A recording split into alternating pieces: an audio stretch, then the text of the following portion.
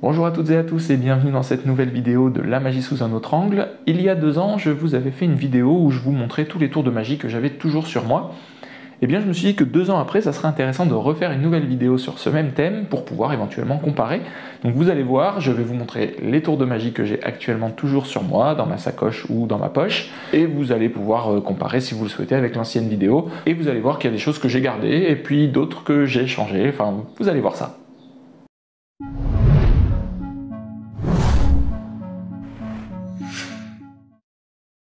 Alors voilà donc ma sacoche de tous les jours. Bon, j'ai des poches que je ne vais pas ouvrir avec portefeuille, tout ça, chéquier ou autre, papier de voiture. Et ici dans cette poche là, c'est la poche où je stocke tous les tours de magie. Comme ça, à chaque fois que je suis en déplacement, chez des amis ou autres, ou voir la famille, j'ai toujours sur moi un ensemble de tours qui peuvent me servir au cas où on me demande de présenter des tours de magie. Donc je vais vous vider ça petit à petit, morceau par morceau. Donc d'abord mon porte-clés.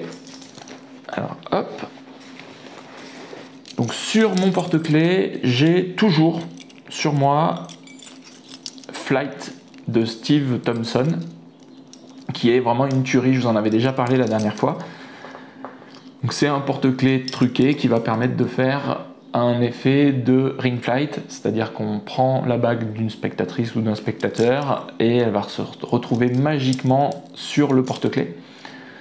C'est très solide, sincèrement je l'ai depuis plus de 2 ans, tous les jours sur moi, et il n'a pas bougé, il ne s'est pas abîmé, donc c'est vraiment parfait. J'ai toujours également sur mon porte-clés une pièce Yes No, que je vous avais déjà montré également. Alors celle-ci je l'ai percée avec une petite perceuse avec un foret très fin, spécialement pour le métal.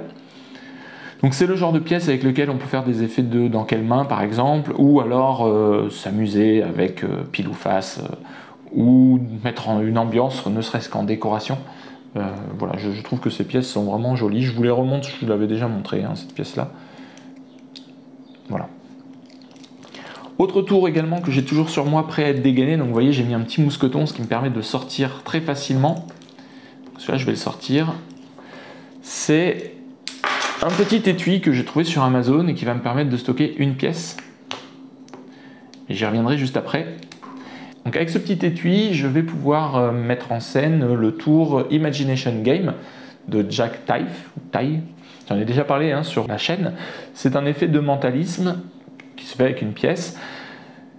Et donc moi, voilà comment je le présente. Donc, je sors ce petit étui de mon porte-clés, j'en parle pas, je le pose sur la table et je demande qui parmi vous pense avoir le moins d'intuition. Là par exemple, si j'ai un couple devant moi, je vais demander lequel de vous deux a le plus d'intuition, le moins d'intuition. Souvent les hommes vont penser avoir moins d'intuition et les femmes plutôt avoir plus d'intuition, mais ce n'est pas forcément toujours le cas. Et donc je dis justement, on va essayer de faire une petite expérience pour vous montrer que vous avez peut-être un petit peu plus d'intuition que ce que vous pensez. Donc je lui tends ça, je lui dis sans l'ouvrir, vous le prenez dans votre main et vous le cachez avec l'autre main comme ça. Et vous essayez de vous concentrer, essayez d'imaginer ce qu'il pourrait y avoir dans ce petit étui, sans regarder. Ok, donc ne dites pas ce que vous pensez qu'il y a. Donc parfois certains disent, je pense qu'il y a une pièce. Donc là du coup je peux jouer parce qu'il y a effectivement une pièce, donc je peux dire, vous voyez effectivement, oui c'est bel et bien une pièce. Donc vous voyez, vous n'avez pas si peu d'intuition que ça, mais on va aller un petit peu plus loin. Donc là on le pose ici. Et là, je lui demande, donc là je fais le tour, l'effet classique de ce tour-là. Je lui demande, donc imaginez que vous ayez dans vos mains un exemplaire de chaque pièce en euros. Donc, ça va du 1 centime jusqu'à la pièce de 2 euros. Vous avez une pièce d'1 centime, une pièce de 2 centimes, 5, 10, 20, 50, 1 euro et 2 euros. Vous les mettez dans votre main, donc vous imaginez, vous les secouez comme ça, et vous en faites tomber sur la table. Est-ce que vous avez fait tomber les euros ou les centimes ? Donc là, admettons qu'ils me disent les centimes. Donc je dis très bien, donc vous gardez bien les euros dans les mains. Maintenant, vous allez mettre, donc il vous reste la pièce de 1 euro et la pièce de 2 euros.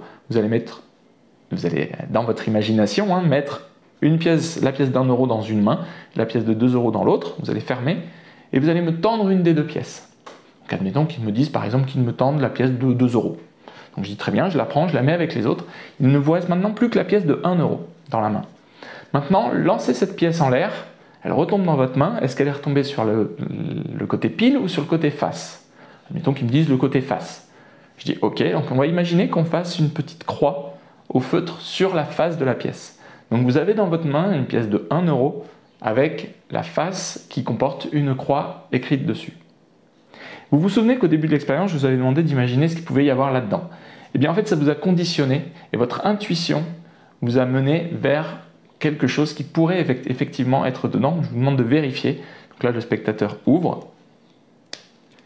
Il y a effectivement une pièce de 1 euro. Et cette pièce de 1 euro, elle a une croix sur la face. Donc vous voyez que effectivement, vous avez plus d'intuition que ce que vous croyez. J'adore présenter ce tour-là. Donc, bien évidemment, c'est basé sur l'équivoque. Mais je trouve que c'est une équivoque bien menée, bien amenée, parce que chaque sortie est logique. Il n'y a pas vraiment de moment où le spectateur va se poser la question de dire « Attends, il est en train de m'embobiner ». Donc j'adore ce tour-là, j'adore le présenter. Donc encore une fois, il est gratuit sur la plateforme Blind Media, je crois. Donc l'explication est gratuite, hein. Il suffit juste de s'inscrire et puis de le commander, le mettre dans le panier et vous le récupérez gratuitement. Et officiellement et légalement. J'adore le présenter, j'aime bien avoir l'idée de garder cette petite pièce dans ce petit étui. Je trouve que c'est stylé, c'est assez joli, c'est un petit étui en cuir, j'ai pas payé cher du tout, hein. Je crois que les deux étaient à 3 € ou 4 € sur Amazon, quelque chose comme ça. Donc j'en ai un deuxième en plus au cas où celui-ci s'abîme, pour l'instant il n'a pas bougé du tout. Et c'est un tour vraiment qui marche bien, et ce que j'aime bien avec cette présentation-là, c'est qu'on va mettre le spectateur en valeur, hein. Vous voyez que c'est pas moi qui ai fait le tour, c'est lui vraiment qui a suivi son intuition apparemment, et ça l'a mené à bon port. Et j'aime bien l'idée justement de lui faire tenir l'objet en main pour essayer donc de deviner en amont. Ça permet d'amener une logique au fait que intuitivement ça l'a guidé. Je ne sais pas si je suis très clair dans ce que je dis, j'adore présenter ça. On reprend la petite sacoche. Qu'est-ce qu'on a d'autre là-dedans? Alors tiens, je vais les sortir ça. Qu'est-ce que c'est? Alors, moi je sais ce que c'est. Donc ça c'est Freewheel. Donc Freewheel de Debbie Corbusier. J'ai donc un petit étui, un petit sac en suédine dans lequel je place les jetons et la prédiction. Donc la prédiction, on la met de côté, on la présente en disant voilà, je mets une petite prédiction, ça c'est pour la suite du numéro. Donc j'ai ici 3 petits jetons. Et sur chaque dos des jetons, on retrouve le même symbole, hein, une sorte d'œil, voilà, de divination. Et puis sur la face, par contre, on va avoir 3 faces différentes, une avec un carré, une avec un triangle et une avec une étoile. Je demande au spectateur de mélanger. Donc là, il mélange, donc comme ça, plus personne ne sait où se trouve l'étoile, le triangle ou le carré. Et je lui demande de prendre un des jetons, par exemple celui-ci, et de le mettre dans le petit pochon. Ensuite, il prend un des 2 autres jetons qu'il me donne, ou qu'il garde comme il veut, on va dire qu'il me le donne, et lui du coup il garde celui-là. Donc moi j'ai celui-là dans la main, lui il a celui-là dans la main, et à l'intérieur ici se trouve un autre jeton. Et maintenant donc je dis, vous vous souvenez qu'au début de l'expérience il y avait un petit papier, est-ce que vous pensez que vous avez pu être manipulé? Est-ce que éventuellement vous avez l'impression d'avoir été manipulé, orienté dans vos choix? On va voir maintenant ce qu'il y avait écrit sur la prédiction. Donc j'ouvre la prédiction, et je lis « Hasard ou destin, j'ai l'étoile », et j'ai effectivement l'étoile. Toi, tu as le carré, et effectivement, il a le carré. Et dans le sac se trouve le triangle, donc le spectateur vérifie lui-même, hein, il n'y a rien d'autre dans le sac, vérifie qu'effectivement, il y a bien le triangle dans le sac. Donc ça c'est Freewheel, j'en avais déjà parlé aussi, j'adore cet effet. Il existe 2 versions, une version avec les jetons en bois comme ça, et une version avec des jetons en plastique, qui fait un petit peu plus cheap, mais en même temps peut-être qui est plus résistante aux intempéries. Là moi j'ai sur moi la version en bois, mais ça dépend des fois. Quand je sais qu'il va pleuvoir ou quoi, parfois j'inverse, peu importe. C'est un tour qui marche très bien, alors qu'en réalité, si on regarde bien les combinaisons possibles, il n'y a que 6 combinaisons possibles, hein, 3 x 2. Donc au final, c'est pas oufissime qu'on tombe sur le résultat de la prédiction, mais le tour est tellement bien monté, tellement bien amené, que le spectateur a vraiment l'impression d'avoir choisi les choses. Et alors, bien sûr, en réalité, on l'a orienté, mais c'est très très intelligent, et notamment la prédiction contient une petite subtilité qui fait que ça permet de laisser du choix réel au spectateur. Donc c'est pas mal. Un autre tour que j'ai toujours sur moi, Alors, je vais sortir ça, j'en avais déjà parlé dans la précédente vidéo, donc ça vous voyez je l'ai toujours sur moi. Je l'ai emballé pour éviter qu'il s'abîme, c'est le Hot Rod. Alors là pareil, je vais vous faire une petite démonstration quand même, parce que c'est vrai que c'est quand même pas mal. Donc le Hot Rod, je l'avais déjà montré dans la précédente vidéo, donc voilà comment il se présente. C'est un petit bâtonnet avec des couleurs, je sais pas si on voit, donc c'est en laiton, avec des petites pastilles de couleurs, des petits creux comme ça colorés. C'est vraiment magnifique, c'est un très très bel objet. Et voilà donc comment je le présente. Alors ça c'est un objet que j'ai acheté dans une brocante et qui permet de simuler ce que voient les daltoniens. Je ne sais pas si vous le savez, mais je suis daltonien. Eh bien, regardez bien ce qui va se passer. Ici, on a plusieurs couleurs. Je ne sais pas si vous voyez, voilà, avec la caméra et les reflets, c'est pas forcément évident. On a du vert, du blanc, du bleu, etc. Bon, voilà. Et ça, des deux côtés. On a les couleurs des deux côtés. Eh bien, regardez bien, si je passe la main comme ça, je vais pouvoir vous faire devenir daltonien, faire comme si vous ne voyiez plus les couleurs. Vous voyez que désormais, le bâtonnet est noir des deux côtés. Alors bien sûr, ce n'est qu'une illusion, hein, il suffit simplement que je repasse ma main dessus, et là vous voyez que les couleurs sont revenues. Elles sont revenues là, elles sont revenues là, évidemment. Alors on peut aller un petit peu plus loin. Je vais passer mon doigt comme ça et vous allez me dire stop quand vous voulez. Stop ici. Ok, donc on tombe sur le rouge. Eh bien, regardez bien. Si je prends le bâtonnet comme ça et que je le secoue, tous les points deviennent rouges, devant et derrière, et vous pouvez examiner le bâtonnet. Donc voilà, ça c'est le Hot Rod. J'aime bien le présenter, je le présente assez rarement, mais j'aime bien le présenter comme ça en tout cas. Je trouve que c'est marrant de parler de daltonisme puisqu'on change les couleurs. Après, il y aurait certainement d'autres manières de faire. Ça reste un très bel objet, c'est un petit peu lourd, c'est assez solide. Je le mets quand même moi dans du papier bulle et puis dans, vous avez vu dans la petite housse là que j'avais fabriquée, parce que j'ai peur qu'il s'abîme, parce qu'il y a quand même un mécanisme secret dedans. Il est truqué, même si à la fin il est complètement examinable par les spectateurs. Et du coup, j'ai peur qu'il s'abîme avec le temps, à force d'être transporté. Donc au moins, je le protège. Et puis bon, je vois là encore une fois qu'il est, il n'est toujours pas abîmé, donc je suis très content. Qu'est-ce que j'ai d'autre dans ma sacoche? Alors ici, encore un petit sac en suédine. Donc là, il s'agit de Mental Log. C'est des petits bâtonnets qui représentent des chiffres et avec lesquels on peut faire des effets de calculateur prodige, où on va calculer très rapidement la somme des chiffres qui sont inscrits ici. On en a déjà parlé hein, sur la chaîne dans le Mag Magique spécial sur les nombres. Donc là c'est une version très bien faite, je trouve, qui est magnifique en noir comme ça. Au niveau de la taille elle est très bien, elle est vraiment petite, très légère. C'était une version qui était dans une boîte de Sylvain Mirouf, je crois, sur le mentalisme. Et donc il y avait plusieurs accessoires, il y avait notamment ces petits bâtonnets vraiment qui n'ont pas bougé avec le temps, hein. Ça a au moins une quinzaine d'années, et je ne sais pas si vous pouvez voir, mais ils sont vraiment sublimes, ils n'ont pas bougé, on dirait comme des dés. C'est un petit peu creusé là, au niveau des chiffres, là, c'est vraiment très très bien fait. Si vous avez la possibilité d'obtenir cette boîte de magie là en occasion, hein, bien sûr, franchement foncez dessus parce que c'était vraiment très très bien. Et il y avait 2-3 accessoires comme ça qui étaient bien foutus. Donc ça, Mental Log, je vous refais pas la démo parce que c'est un petit peu long, et en plus je l'ai déjà faite, n'hésitez pas à aller voir la vidéo en question. Ça c'est aussi un tour que je vous conseille, qui prend pas de place et qui étonne toujours les spectateurs. Alors, autre tour que j'ai toujours sur moi, un petit calepin de mentalisme. C'est le carnet Coni de Ricardo Montoya. Je l'ai refait moi avec un autre carnet, mais voilà, donc c'est un petit carnet truqué qui va permettre de faire un pic de l'information que le spectateur a notée sur un papier. Ce qui est intéressant, c'est que le pic se fait au niveau de la couverture. Donc le spectateur va écrire le mot qu'il veut, il le déchire, il garde le papier avec lui. On lui montre clairement que sur les autres feuilles, il n'y a rien. Et on a fait le pic du coup de l'information qu'il avait notée. C'est très intelligent, c'est vraiment simple. Ça marche avec n'importe quel feutre, stylo, crayon, etc. Encore une fois, j'en ai parlé déjà de Coni sur la chaîne. N'hésitez pas à acheter ce tour-là, vous ne serez pas déçus, clairement.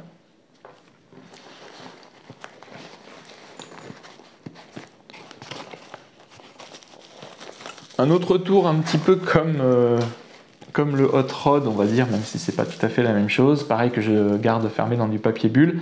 C'est les petits bâtonnets comme ça, je ne sais pas si vous connaissez. Alors je vais pousser ça 2 secondes, voilà, parce qu'il faut une surface dure. C'est des petits bâtonnets qui tournent, comme ça, qu'on fait tourner.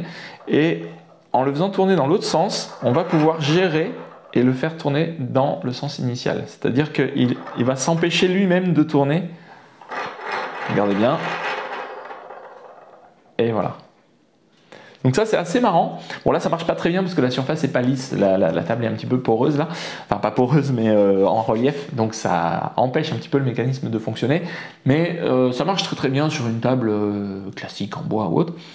C'est assez joli je trouve, ça coûte pas cher du tout ça et ça plaît beaucoup aux enfants. Il en existe plusieurs tailles, il en existe plusieurs modèles aussi en bois. Il en existe en bois qui sont un petit peu plus chers. Là, en plastique, vous trouvez ça à 3 €, 4 € sur certaines boutiques de magie. Donc, il ne faut pas hésiter à en acheter plusieurs et éventuellement à les donner. Si vous les faites à des enfants, vous les distribuez après, ça peut être sympa. Ils peuvent être très très contents et puis ils peuvent s'amuser et puis épater les copains avec. Alors ça porte un nom, hein, je ne sais plus quel est le nom exact, peut-être que vous m'aiderez dans les commentaires. La forme est façonnée de sorte justement à permettre cet effet-là. Donc c'est un effet qui plaît beaucoup aux enfants, comme j'ai dit, et aussi aux adultes, notamment les scientifiques. Parce que c'est assez étonnant de voir qu'en faisant tourner dans un sens, il tourne, et qu'en voulant tourner dans l'autre sens, il ne veut pas, et il s'empêche de tourner, et il retourne dans le sens qui lui va, quoi, on va dire. C'est le mouvement de balancier en fait qui fait que ça va casser le mouvement et repartir dans l'autre sens. C'est vraiment très très bien fait, je ne sais pas si vous connaissiez, mais n'hésitez pas à en avoir un ou deux sur vous, comme je disais, ça peut vraiment plaire. Et puis c'est plus marrant qu'un tour de magie vraiment, même si là j'ai essayé un petit peu avec une petite mise en scène de le faire tourner soi-disant moi-même. Mais c'est assez marrant à voir, sincèrement, c'est pas mal. Encore une fois, c'est pas cher, donc pourquoi pas. J'ai également dans ma sacoche toujours une petite clé. Je vous avais montré ça aussi, vous savez, pour faire la clé hantée. Je le présente très rarement, mais j'aime bien l'idée de l'avoir toujours sur moi. Ça, c'était une clé que j'avais fait faire par que j'avais fait travailler, on va dire, par un cordonnier. Vous savez, dans les grandes surfaces, là où ils vendent les clés, ils vous font les doubles de vos clés. Et je lui avais expliqué ce que je voulais faire, on l'avait fait un petit peu ensemble pour qu'au niveau du poids ça aille bien. Donc vous savez, c'est le fameux tour de la clé hantée qui va se mettre à bouger d'un seul coup, toute seule. Voilà, elle se met à tourner toute seule. Bon, je l'ai fait très rapidement. Normalement, il faut mettre toute une mise en scène autour de ça. Mais voilà, j'aime bien l'idée de l'avoir toujours sur moi. C'est un petit peu lourd, mais c'est pas très très grave. Après, la clé en elle-même n'est pas forcément très jolie, mais il en existe plein et vous pouvez en acheter aussi. La clé hantée, ça existe dans toutes les boutiques de magie. Accessoire un peu obligatoire aussi. Alors, j'enlève le petit papier. Vous voyez, j'emballe tout pour éviter que ça s'abîme. Un petit peu obligatoire, la corde avec la bague. On peut faire plein d'effets avec une bague et un lacet, comme celui-ci.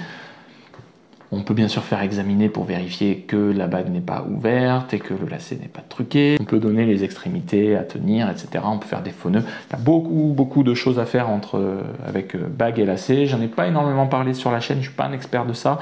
Mais par contre, c'est vrai que ça plaît beaucoup aux spectateurs, surtout si vous empruntez la bague. Faites attention par contre avec les bagues empruntées, parce que si vous abîmez l'objet, si vous cassez une pierre ou si vous perdez une pierre, si vous faites tomber la bague au sol, qu'elle s'abîme, c'est pas terrible quoi. Donc voilà, évitez. Moi je pense qu'il vaut mieux utiliser une bague à soie. On la fait examiner, on demande aux gens de vérifier est-ce qu'elle leur va, etc. Est-ce qu'ils la trouvent jolie. On peut encore une fois pas la dire examiner, mais dire voilà, regardez ma bague, qu'est-ce que vous en pensez, vous la trouvez sympa. Ça il la regarde, il la manipule, et puis après on fait le tour. Autre tour que j'ai, il commence à plus beaucoup en rester. Bon, une baguette Harry Potter, j'en avais parlé souvent, il y a des petites baguettes comme ça en métal que vous pouvez trouver dans les boutiques genre Jiffy ou Action, qui sont pas chères du tout et qui peuvent amener un petit peu de nouveauté. Je trouve ça intéressant à avoir sur soi. Bon, après je m'en sers pas, j'avoue, pour l'instant en tout cas. Un petit porte-monnaie. Donc ça c'est pour faire l'effet Gumball de Steve Cock. Je ne sais pas si vous connaissez, je ne sais plus si j'en ai parlé déjà sur la chaîne ou pas. En gros, c'est un porte-monnaie avec deux ouvertures dans lequel on va placer, alors dans le tour original, c'est des jetons de poker. Moi, personnellement, je le fais avec des pièces de monnaie. on va avoir 4 pièces de monnaie, une pièce de 10 centimes, une pièce de 20 centimes, 50 centimes et 1 euro. C'est moi comme ça que je le fais. Et ici, j'ai une petite prédiction. Donc je demande au spectateur de bien vouloir me dire s'il a une poche ou quelque chose, un endroit où je pourrais mettre qui serait vide. Et donc je place cette prédiction dans sa poche. C'est comme ça en tout cas que Steve Cock le présente. Je trouve que c'est une bonne idée. Donc on place cette prédiction sans la montrer dans la poche du spectateur. Moi je vais la mettre sous le tapis pour l'instant, puis on la remontrera après. Ensuite, on présente le petit porte-monnaie. On referme cette ouverture-là. Et donc on présente le porte-monnaie, il n'y a rien dedans et on va expliquer au spectateur de bien vouloir placer les pièces dans le porte-monnaie et de les mélanger. Pendant qu'il les mélange, on lui demande est-ce que c'est quelqu'un qui a tendance à se faire influencer ou est-ce qu'il gère plutôt sa vie, le hasard, etc. Ça permet de mettre en place une petite atmosphère et on va essayer donc de présenter une petite expérience dans laquelle ces choix en réalité n'en seront pas vraiment. En tout cas moi c'est comme ça que je le présente. Donc je vais l'inviter à ouvrir le portefeuille et à mettre ses doigts en pince comme ça dedans pour attraper une pièce. Donc là, Steve Cock présente l'effet en disant à ce moment-là, lâchez et changez. Donc là, ça déroute complètement le spectateur puisqu'il se dit mince, pourquoi changer, pourquoi pas sortir la pièce maintenant? C'est un principe psychologique pour vraiment qu'il soit sûr d'avoir utilisé le hasard, de ne pas avoir été influencé. Par exemple là, avec des pièces, on pourrait se dire que la pièce de 1 euro ou de 50 centimes est un peu plus grosse que les petites, donc peut-être qu'on va les prendre en premier. Donc là, en l'obligeant à changer, on est tranquille. Donc admettons, par exemple, il me sort la pièce de 50 centimes. On continue. Admettons qu'il sorte la 20 centimes. Ensuite, on lui demande de continuer. Il sort là 1 euro. Et il reste là 10 centimes. Donc c'est la dernière qu'il a laissée, c'est celle qui reste dans le portefeuille, il a éliminé toutes les autres. On insiste, hein, est-ce que vous pensez que vos choix ont été dictés? Est-ce que vous avez été, à votre avis, guidé? Ou est-ce que vous avez vraiment été au hasard dans vos choix? Évidemment, il va dire que non, il n'a pas eu l'impression de s'être fait avoir. Et pourtant, si on regarde la prédiction du début, c'était effectivement une pièce de 10 centimes aussi. Donc on savait qu'il allait éliminer tout sauf la pièce de 10 centimes. Donc ça aussi c'est un effet que j'aime bien présenter. L'intérêt c'est que ça dure un petit moment, hein. Ça fait je sais pas bien 5 minutes facile, le temps de mettre ça en place. Le portefeuille là en l'occurrence il est petit, celui que j'ai trouvé, donc c'est à Action que j'ai acheté ça, c'est très fin, voilà, c'est un tour qui coûte pas très cher. Bon, il faut acheter bien sûr le tour original, hein, mais ensuite on peut le refaire effectivement avec du matériel un petit peu plus petit qu'avec des jetons de casino qui sont quand même nettement plus gros. Moi, l'intérêt de faire ça avec de l'argent, je trouve que c'est plus intéressant parce que ça amène un côté pari avec de l'argent, et en même temps, c'est plus logique d'avoir de l'argent dans un porte-monnaie que des jetons de poker, je trouve. Je trouve ça beaucoup plus logique de faire ça avec des pièces de monnaie. Et le tour est très intelligent puisqu'il y a plusieurs sorties possibles. Toutes les sorties ne se valent pas, mais ça marche quand même. Voilà, ça marche quand même. Disons que les sorties les moins bonnes sont très intrigantes pour le spectateur.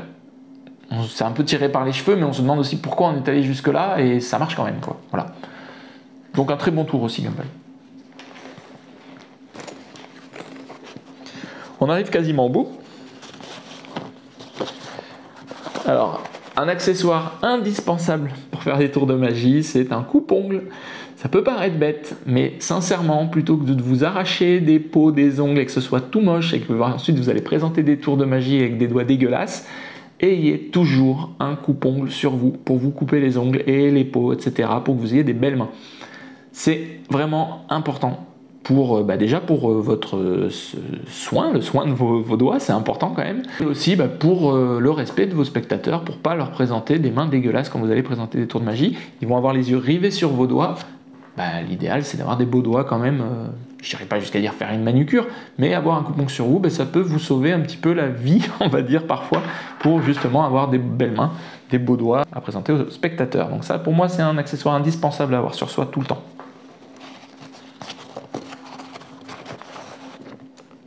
Il reste deux choses, je vais les sortir maintenant, dans ma petite sacoche.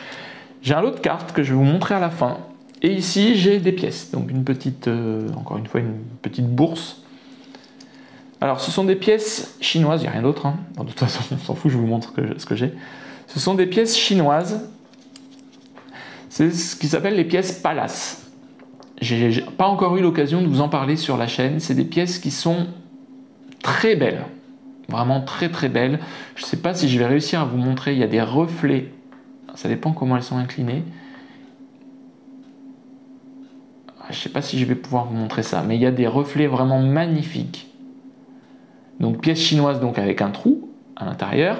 Donc le trou est rond et il est encadré d'un petit décor carré. Le seul inconvénient qu'il y a, donc c'est de la taille, pardon, demi-dollar. Taille demi-dollar, elles sont assez lourdes, enfin elles sont vraiment bien. Le seul inconvénient c'est qu'elles sont lisses sur les bords. Moi j'aurais préféré qu'elles soient un peu crantées pour la manipulation. Ça marche quand même, ça, voilà, ça va, mais c'est vrai que c'est moins agréable à manipuler qu'un demi-dollar, notamment parce que les coins sont un petit peu tranchants. Je ne sais pas si on le verra bien, je vais m'écarter pour zoomer ensuite. Voilà, c'est un petit peu tranchant les bords, donc c'est pas super agréable à utiliser. Par contre, moi personnellement, je les trouve mais vraiment magnifiques. Et l'avantage de ces pièces-là, c'est qu'elles coûtent pas cher. On a régulièrement sur plusieurs boutiques de magie ces pièces-là qui sont en réduction aux alentours de 3-4 € la pièce. C'est vraiment valable, sincèrement, parce que autant les demi-dollars, bon, on connaît nous les magiciens, autant les spectateurs, ça reste des pièces américaines, qui sont pas très jolies à voir, hein. Enfin faut se l'avouer, elles sont pas, à part celles qui sont en argent, qui brillent bien, qui sont belles, mais sinon c'est pas des pièces sublimes à regarder. Là vraiment vous avez des pièces magnifiques. Je ne me lasse pas de les regarder, vraiment elles sont sublimes je trouve. Vous avez également des coquilles qui existent, donc là, ici vous avez la coquille, je vais vous montrer, ici vous avez la coquille et ici la pièce normale. Alors les coquilles sont un petit peu décevantes dans le sens où elles font pas exact, enfin comment dire, sans trop en dire, elles sont un peu grosses, elles se voient. Elles se voient de près, de loin il n'y aura pas de problème. Au niveau du bruit, ça va, je ne sais pas si on entend bien à la caméra, ça sonne moins bien qu'une vraie pièce. Par contre vous voyez quand on les manipule, là c'est la coquille, j'espère qu'on entendra bien à la caméra, mais ça sonne bien quand même. Je vais vous faire une petite routine, hein. Alors hop, j'enlève la coquille, donc je n'ai pas besoin de coquille pour faire cette routine et je vais vous faire une petite routine de pièces à travers la table que j'affectionne particulièrement. C'est une version, je ne sais pas de qui, je n'ai pas les sources. C'est une version que j'avais vue à la télé dans une émission de Vincent Perrault, Attention Magie, je crois que c'était ça, hein, qui passait dans les années 90 et qui m'avait vraiment subjugué. Il y avait une salière qui se dédoublait, qui passait à travers la table, etc. Bon là c'est une version simplifiée, je ne sais plus qui était le magicien qui avait fait cette vidéo-là, cette version-là, mais en gros, voilà comment ça se présente en version simplifiée, juste avec les pièces. J'ai donc ici 4 pièces qu'on va pouvoir compter ensemble. 1, 2, 3 et 4 pièces. Et il y a ici un trou, on ne le voit pas, il y a un trou magique à travers la table qui va me permettre de faire en sorte de passer une pièce à travers la table. C'est sympa, hein? Ne vous inquiétez pas, on va le refaire. 1, 2, 3 pièces ici et une pièce ici. 3 pièces là et une pièce là. Donc si je frotte les pièces comme ça au-dessus de la table, vous avez entendu? Il y en a une qui passe pour rejoindre l'autre. Alors là, forcément, ça va être un petit peu plus compliqué pour moi puisque vous l'avez déjà vu 2 fois, mais c'est pas grave.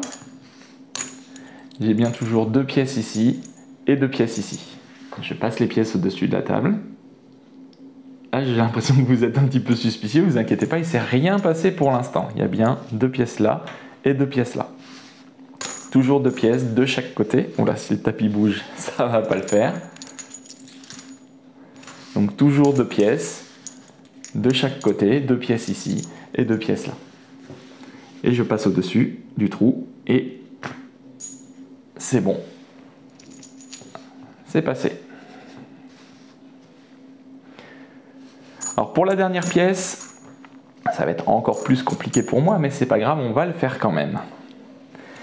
J'ai ici mes 3 pièces et ici j'ai une pièce. Je passe la pièce comme ça au-dessus du trouet Oui, elle est passée. Elle est passée, elle est allée rejoindre les autres. C'est chouette. J'espère que ça vous plaît. Avec 2 pièces, on peut s'amuser. Hein. Par exemple, on en met une dans une main, l'autre dans l'autre. On fait... Et ça passe. Ça, c'est assez marrant. On peut aussi les prendre comme ça. Et on va les... Voilà, les fusionner en une seule. Donc là, vous pouvez la regarder, l'examiner. Hein. Vous pouvez vérifier, essayer de voir s'il y a une autre pièce dedans ou pas. Il n'y a rien. Et pourtant, hop, vous voyez qu'elle était bel et bien dedans. Hein. Avec une seule pièce, hein, d'ailleurs aussi, hein, il suffit de la prendre comme ça, on peut lui faire traverser la main. C'est marrant. On va le refaire ça. On va lui faire traverser la main. Bah non, la main, elle a disparu. Elle est passée où? Ah oui, si, elle est encore dans celle-là. Si, regardez bien, vous allez voir. Regardez, vous voyez ou pas? Non?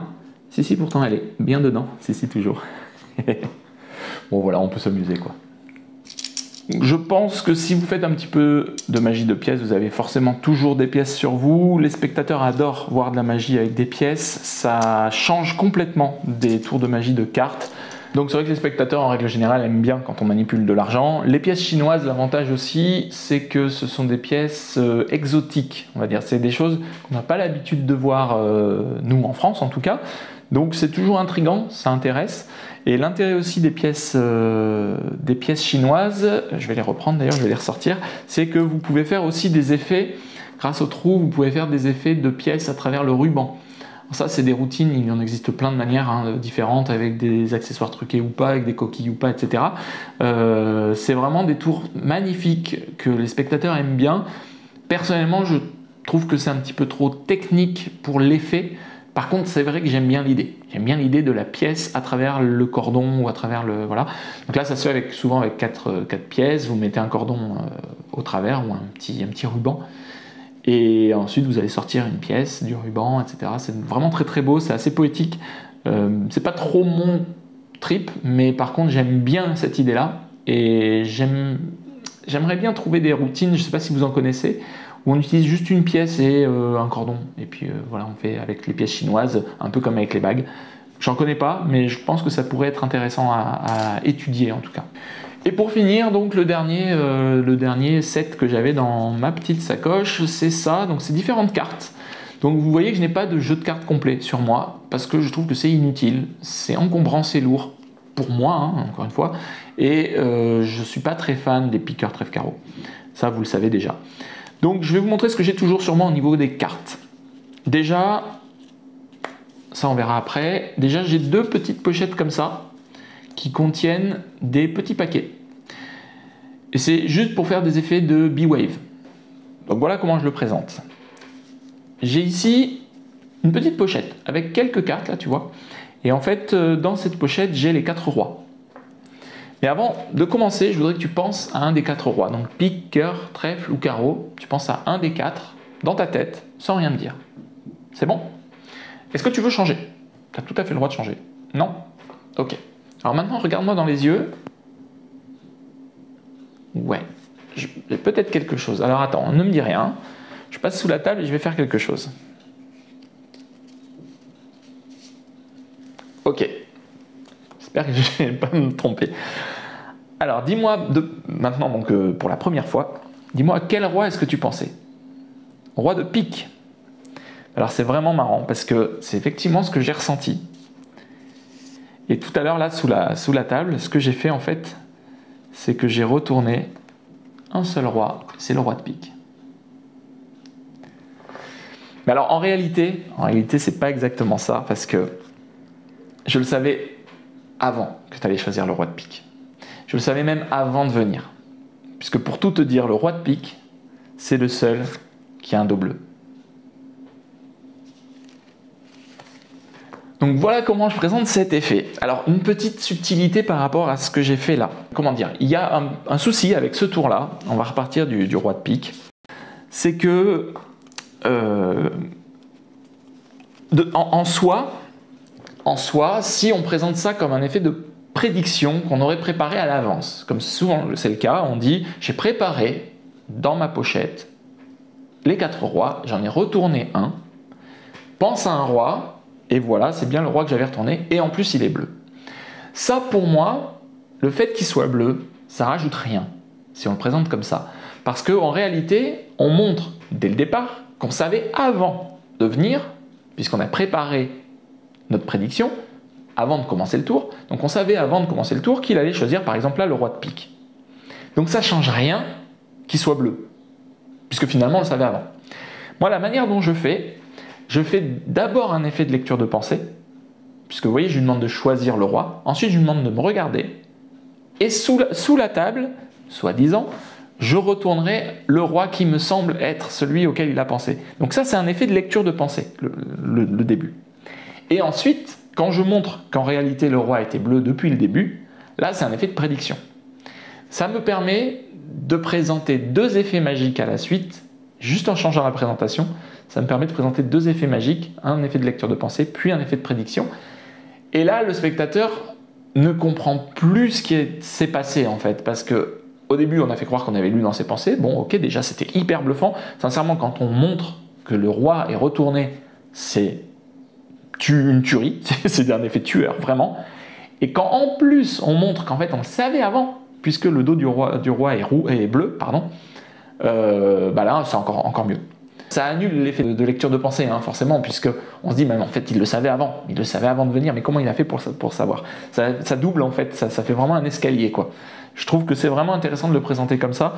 Donc après, bien sûr, chacun fait la présentation qu'il veut, pardon, mais personnellement, je trouve que c'est mieux de le présenter comme ça pour le spectateur. Ensuite, si jamais on me demande de le refaire, ce qui est déjà arrivé, je le présente dans une autre version avec les dames cette fois-ci. Donc cette fois-ci, c'est la version B-Wave de Max Maven. Donc voilà comment je le présente cette fois-ci. Donc je dis on va le refaire, ok, mais pas avec les mêmes, on va le faire un petit peu différemment. J'ai une autre pochette, voilà, avec quelques cartes encore. Cette fois-ci, ce ne sont pas les rois, ce sont les dames. Donc j'invite le même spectateur ou un autre spectateur à imaginer qu'il a dans les mains, d'un côté les dames rouges, de l'autre côté les dames noires. Ok, et de me donner un des deux paquets. Est-ce qu'il veut me donner les dames rouges ou me donner les dames noires comme il veut? Donc admettons qu'il me dise qu'il me donne les dames noires. Bon. Donc il garde les dames rouges. Maintenant, il refait la même chose avec les deux dames rouges. Il met la dame de carreau dans une main et la dame de cœur dans l'autre main. Maintenant, quelle dame est-ce qu'il veut garder? Est-ce qu'il veut garder la dame de cœur ou la dame de carreau? S'il me dit par exemple qu'il veut garder la dame de carreau, ok, très bien, je lui demande est-ce qu'il veut changer ou pas? Non. Très bien, donc on reste avec la dame de carreau. Et ensuite, je vais montrer justement que j'avais une prédiction et que j'avais prédit qu'il allait me demander la dame de carreau. Donc voilà, bon, encore une fois, on peut s'imaginer, par exemple, avant qu'il dise la dame de carreau, on dit tu ne me le dis pas, je passe sous la table, je pense que c'est ça, hein, c'était laquelle? La dame de carreau. Et bien regarde, effectivement, j'ai retourné la dame de carreau, très bien. Là, cette fois-ci, on va pouvoir encore une fois montrer que la dame de carreau, c'était la seule qui avait un dos rouge. Et un peu plus loin, on va montrer que les autres cartes étaient toutes blanches. Je trouve que c'est un petit peu plus tiré par les cheveux, puisqu'il y a du forçage équivoque qui est assez évident, je trouve, là pour le coup. Peut-être qu'on pourrait trouver une présentation un petit peu meilleure. Max Maven faisait durer dans la longueur, en fait. Hein. Il en rajoutait avant que le spectateur choisisse rouge ou noir. Ici, deux sorties possibles, les cartes ne sont pas examinables, et là non plus. Ça, par contre, voilà. Alors, autant avec les dames, moi, je me suis fait avoir une fois, où les gens, parce que quand c'est la famille, hein, vous savez, ils osent demander. Donc, bon, voilà, ils ont vu qu'il y avait une carte truquée. C'est pas très grave, mais c'est embêtant quand même. Autant sur les rois, même avec la famille, jamais j'ai eu de soucis. C'est assez étonnant, mais j'ai l'impression que plus on en montre, plus les gens demandent à en voir. Ici, dans la version donc, de Max Maven, le fait de montrer les cartes blanches, ça donne envie au spectateur de voir le reste. Et donc de voir les cartes, toutes les cartes, de les prendre en main. Dans la version avec les rois, on montre le roi qui a la couleur différente, et on range. Et du coup, les gens ne demandent pas à voir. Je pense que c'est quelque chose qu'il faut essayer de garder en tête. C'est-à-dire que parfois, plus on en montre, plus les spectateurs vont être demandeurs d'en voir plus, quoi. Bon, c'est à méditer. Et enfin, dans cette petite pochette, j'ai plusieurs paquets de cartes je vais avoir ce paquet-là qui contient des cartes ESP. Je ne suis pas très fan des cartes ESP parce que je trouve que ça ne parle pas beaucoup aux gens. Je préférerais utiliser là pour le coup des cartes avec des symboles. Je commence à le faire avec Yes de JB Chevalier. Ce sont des cartes avec des photos.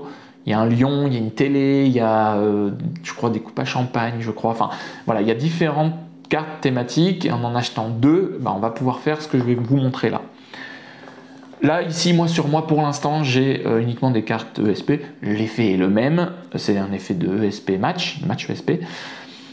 L'idée, c'est de montrer qu'on a 1, 2, 3, 4, 5 cartes représentant des symboles ESP. Donc, on peut expliquer ce qu'est un symbole ESP, l'historique des cartes ESP, d'où elles viennent, etc. On peut le faire. Et une autre série de cartes ESP, également les mêmes cartes, sauf que celle-là, les cartes sont rouges, et celle-là, les cartes sont bleues. Donc on demande au spectateur, on lui dit qu'il y a un paquet qui va être à lui et un paquet qui va être à nous. Est-ce qu'il veut les cartes rouges ou les cartes bleues? Donc admettons qu'il veuille les rouges, peu importe. Là, il n'y a rien, je vous montre, les cartes sont bien rouges et là les cartes sont bien bleues, il n'y a pas de souci. On va prendre chacun un paquet de cartes et on va mélanger. Et là j'explique pendant qu'on mélange. Je dis voilà, on va tester ton intuition. Est-ce que tu penses que tu a la capacité de prévoir l'avenir ou de lire dans les pensées? Donc, parfois les gens disent oui, parfois. Voilà. On peut accentuer, n'hésitez pas dans les présentations, notamment en mentalisme, à pousser un petit peu le truc, par exemple en disant est-ce que ça t'est déjà arrivé de faire un rêve prémonitoire, ou est-ce que ça t'est déjà arrivé d'avoir une impression de déjà vu? Quand quelqu'un parle, tu sais ce qu'il va dire, ou au moment où il le dit, tu dis oui, je savais qu'il allait dire ça. Ça nous arrive à tous.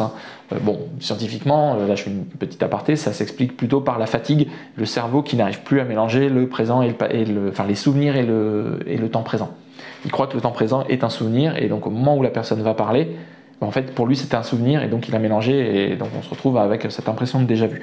Ça c'est l'explication scientifique. Après, un rêve prémonitoire ou autre, parfois ça arrive, il y a des coïncidences aussi, mais bon, on peut jouer là-dessus en tout cas. Donc on peut lui dire ça. Est-ce que tu as déjà eu une impression de déjà vu, ou de lire dans les pensées, ou de deviner ce que la personne allait dire? Pas hésiter à en faire des caisses. Quelle que soit sa réponse, on peut dire, par exemple, s'il dit oui, effectivement ça m'arrive souvent, tu dis justement c'est intéressant, on va essayer de mettre ça en scène, concrètement avec ces cartes. Ou alors s'il dit non, franchement ça m'arrive jamais, dire écoute, peut-être que tu as quand même quelque chose, on va essayer de présenter ça. Moi comme je vous ai dit, j'ai tendance à dire bien sûr que tout est truqué, donc je vais plutôt avoir tendance à dire, on va essayer de simuler une expérience qui serait donc cette divination, avec bien sûr un trucage, mais on va oublier qu'il y a un trucage et regarde ce que ça peut donner et quelles sensations ça peut apporter quand ça se produit réellement. Donc on mélange, bon voilà. Et donc l'idée, on va expliquer, donc là il faut être très clair dans les explications, c'est qu'on va, moi je vais placer une carte face en bas, et toi tu vas devoir deviner quelle est cette carte. Donc moi je vais mettre par exemple cette carte là. Donc là on peut regarder, on peut faire choisir la carte par quelqu'un d'autre, on peut s'amuser vraiment dans la présentation, là il n'y a vraiment aucun souci. Donc moi j'ai mis celle-là. Toi tu mets laquelle? Admettons qu'ils mettent celle-là par exemple. Ok. On va continuer. Du coup moi je vais mettre celle-là par exemple. Voilà, à toi.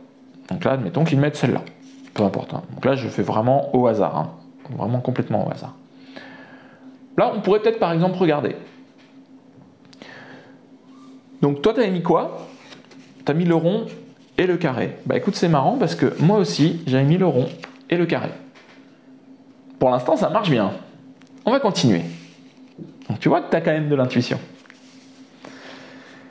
Alors là, cette fois-ci, je vais mettre ça. À toi. Donc admettons qu'ils mettent ça. Et là, je vais mettre ça. Donc là, je sais pas, admettons qu'ils mettent celle-là.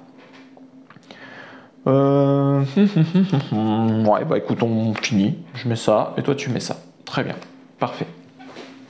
On va ramasser les cartes. Voilà, donc là le spectateur ramasse ses cartes. Tu es droitier ou gaucher? Tu vas prendre les cartes du coup en main gauche, et puis on va donc les vérifier une par une. Donc moi je vérifie la mienne, lui il vérifie la sienne, ça marche. Ensuite j'avais mis le plus, et toi tu avais mis le plus. Et enfin j'ai mis les vagues, et toi tu as mis les vagues. Voilà. Donc ça, c'est un effet de match ESP. Ça se fait en règle générale avec 5 cartes. Historiquement avec des cartes ESP, mais en réalité, toute carte marquée, puisqu'il y a un marquage, permet de faire cet effet-là. Je ferai une vidéo spécifique sur les cartes ESP, je l'ai promis, il y en a plusieurs qui les attendent, mais j'attends d'avoir vraiment du concret à vous montrer. Je pourrais par exemple expliquer ça, puisqu'on trouve l'explication sur des sites officiels de boutiques ou autres gratuitement. Donc peut-être que je vous expliquerai ça, je verrai, parce qu'il y a quand même des petites subtilités et je veux faire les choses bien, donc je vous présenterai les cartes ESP vraiment spécifiquement et ce type d'effet. Mais voilà, donc sachez que ça c'est un tour qu'on peut faire très facilement, et ensuite avec les cartes ESP on va pouvoir faire plein d'autres choses, des effets de coïncidence, des prédictions ou autres. Le fait d'avoir un set de 2 fois 5 cartes, ça aide. Évitez de faire ce tour avec plus de 5 cartes parce que ça serait un petit peu redondant. C'est pas forcément nécessaire. Voilà, je pense que pour les spectateurs, 5 cartes qui matchent, c'est déjà bien. Et enfin, dans la dernière pochette, j'ai mes fameuses cartes dessinées. Vous savez, je vous ai déjà parlé de ces cartes-là, qui me permettent de faire des tours divers et variés, puisque je vais pouvoir avoir plusieurs trucages, on va dire. C'est-à-dire que les cartes sont truquées, je les ai dessinées moi-même, ça se voit. Et surtout, elles vont par paire. Par exemple, là, le soleil et la lune. Là, le bisou et puis... enfin, les lèvres et puis le cœur. La musique et le champagne, vous voyez. Donc j'ai réussi à trouver ces idées-là qui me permettent de faire des effets de coïncidence, des effets bien sûr où le spectateur choisit une carte et on la retrouve, de lecture de pensée aussi. J'ai mis en place un chapelet qui me permet, avec une histoire, hein, j'ai mis en scène en fait les cartes dans une histoire et comme ça je connais mon chapelet très facilement par cœur. Il n'y a pas énormément de cartes, donc c'est pas lourd. Il y a 14 cartes, donc 2 x 7. Et personnellement, je trouve, enfin moi en tout cas, ça me convient très bien d'avoir ces cartes-là. Et au niveau de l'impact sur les spectateurs, mais vraiment, je peux vous assurer que quand vous faites choisir une carte, par exemple celle-là, au hasard, donc là c'est la musique, la fête, et que vous dites au spectateur, visualise cette carte et imagine-toi dans ta tête un souvenir, quelque chose qu'elle t'évoque, une sensation, une émotion. Tout de suite, si à vous, je vous demande là derrière la caméra de penser à quelque chose, à un événement que cette carte vous rappelle, vous allez avoir forcément un souvenir d'une fête, d'un anniversaire, d'une fiesta entre potes, d'un 1er janvier, d'un réveillon, j'en sais rien. Vous avez tous un souvenir là-dessus. Et c'est vrai pour toutes les cartes. Toutes les cartes que j'ai faites là, elles évoquent forcément un souvenir. Le bisou, ça peut être même le baiser d'une mère, voilà, l'amour d'une maman. Enfin, c'est même quelqu'un qui n'aurait pas forcément connu l'amour encore peut avoir des souvenirs liés à ça. Le fer à cheval, ça va être la chance. Si un jour vous avez, je sais pas, gratté un ticket de grattage et que ça vous a fait gagner un petit peu de sous, ben vous allez rattacher ça au fer à cheval. Ça peut être aussi l'équitation, hein, ça peut être quelqu'un qui fait voilà, du cheval, pourquoi pas. Toutes les cartes que j'ai faites ici, elles peuvent évoquer un souvenir, et le fait que le spectateur se souvienne d'un moment et qu'ensuite on lise ce moment dans ses pensées, ça a un impact tellement plus fort, mais vraiment tellement plus fort que de lire un 3 de trèfle, que vraiment moi je ne me sépare plus de ces cartes-là. Vraiment, je vous encourage à essayer de trouver un paquet de cartes, ou à vous le faire vous-même, hein, comme j'ai fait là, où vous allez représenter des choses, des symboles, des émotions, plus que des piques, cœur, trèfle, carreau. Là, vraiment, vous avez la possibilité de faire vivre un souvenir à votre spectateur, de s'imaginer une scène, une émotion.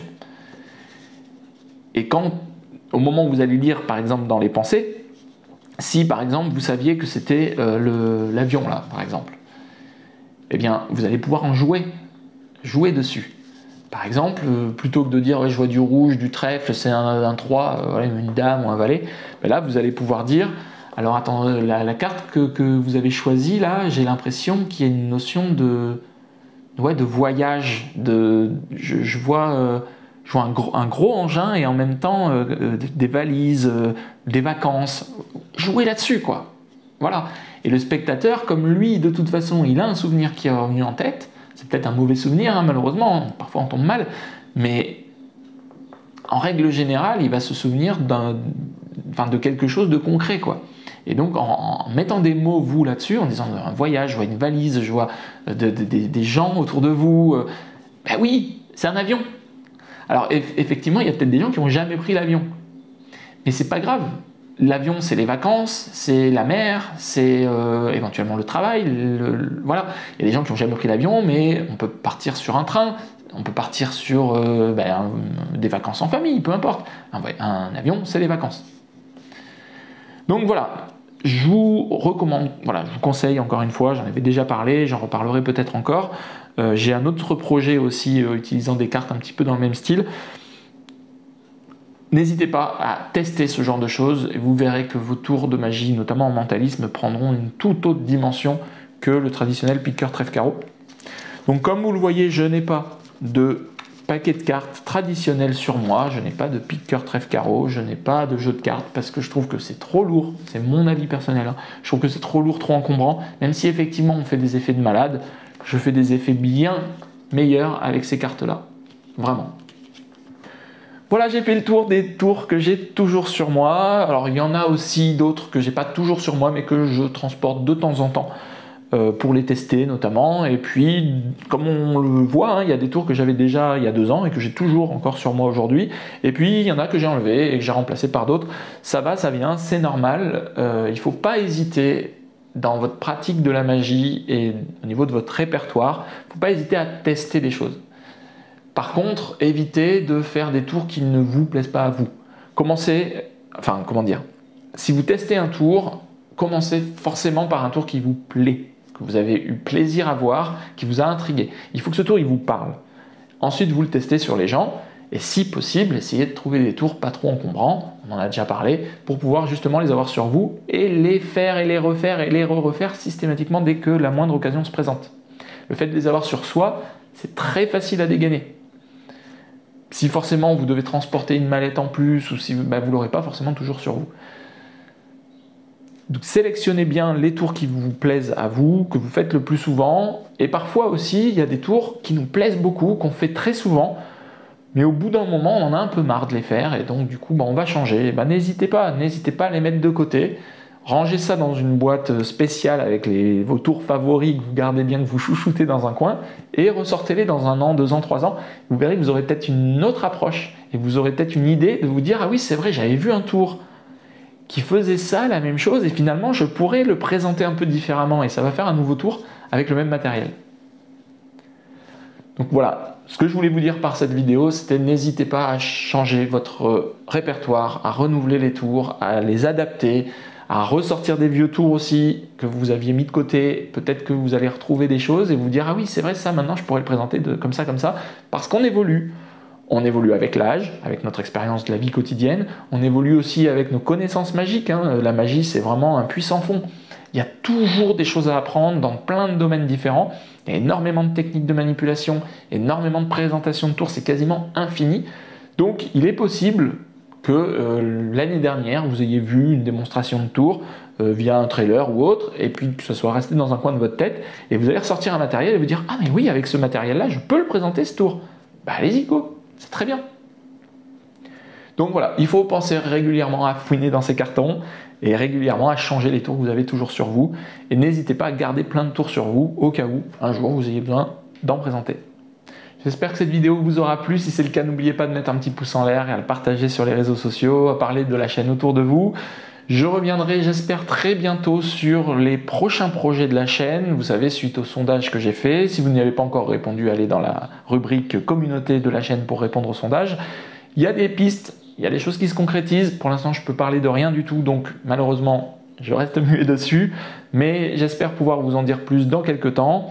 Et d'ici là, comme d'habitude, je vous dis à très bientôt pour la prochaine vidéo de la magie sous un autre angle.